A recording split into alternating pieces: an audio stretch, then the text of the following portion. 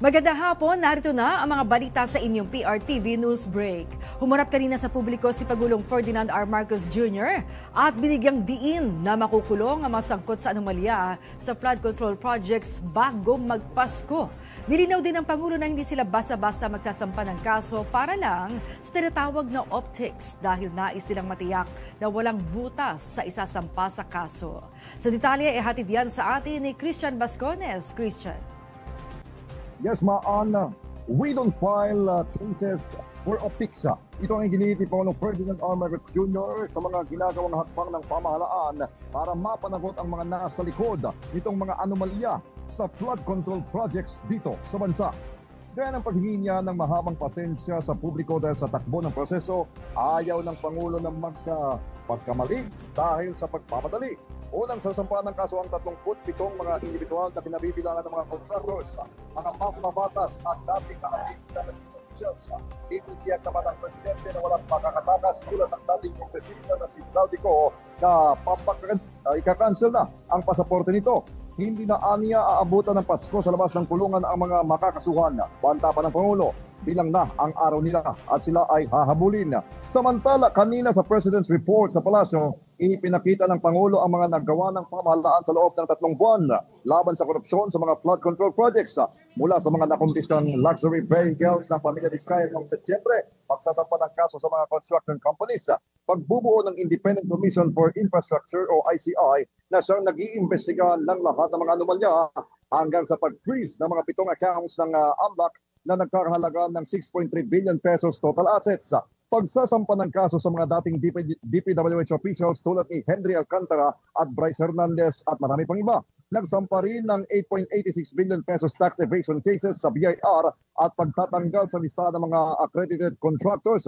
Ang mga contractors na dawit sa anomalya, aniya, 3 lamang ang layunin nito, ang mapanagot ang mga totoong may sala, maibalik sa taong bayan ang mga perang ninakaw nila at ang gumawa ng isang reforma para hindi na muling maulit pa itong mga kaguluhan ito ng pagnanakaw.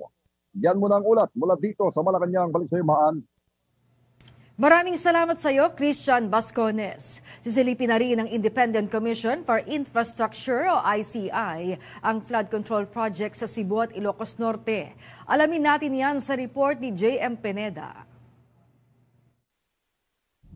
Nakatakdang silipin at imbestigahan ng Independent Commission for Infrastructure o ICI ang mga proyekto kontrabaha sa probinsya ng Cebu matapos ang kalunos-lunos na naging pinsala ng Bagyong Tino sa lalawigan. Sa kabila kasi ng daang-daang flood control project sa probinsya na umaabot sa bilyon-bilyon ng pondo, marami pa rin ng pamilya at bahay ang binaha kung saan pumalo pa nga sa higit 100 ang nasawi sa bagyo. Hopefully by Sunday, nasa Cebu kami. Sa Central Cebu tayo, sa Cebu City. And Mandawi, basta yung mga badly affected na.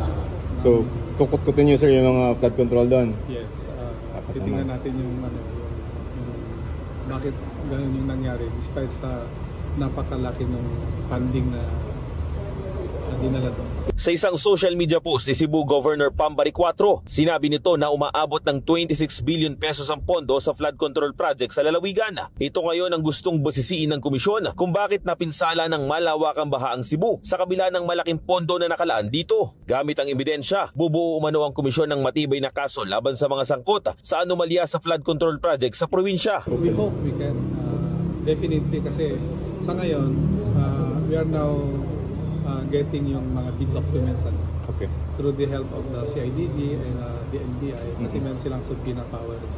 So we need to study yung big document. Ibabangga namin yan dun sa actual na implementation ng mga projects. Sabi naman ni Public Works and Highway Secretary Vince Dizon na may mga reports o dokumento na silang isusumite sa ICI patungkol sa mga flood control projects sa Cebu. Samantala, i-inspeksyonin rin ng komisyon ng ilang mga flood control projects sa loob naman ng Ilocos Region. Ako si J.M. Pineda ng PRTV News, nagseserbisyo para sa Pilipino. Natabunan ng gumuhong lupa ang 5 bahay sa Bakayan, Cebu dahil lumambot ang lupa doon dahil sa mapag-ulang dala ng Bagyong Tino at Uwan. Sa detalye, alamin natin yan mula kay Clark Pasuit ng FMR Cebu. Clark.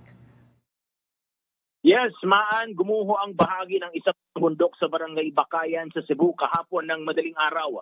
Aabot sa 5 bahay ang natabunan ng landslide. Maswerte namang nakaligtas ang 69 years old na si Lola Aida at kanyang 25 years old na apo na si Ares matapos matabunan ng lupa ang kanilang bahay.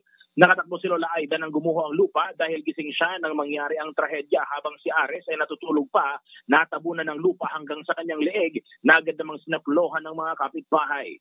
Sa inisyal na investigasyon ng disaster officer ng barangay, bukod sa tuloy-tuloy na pag-ulan na dahilan din ang sunod-sunod na aftershocks matapos ang malakas na lindol noong Setyembre, ang dahilan nito ang pagguho ng lupa.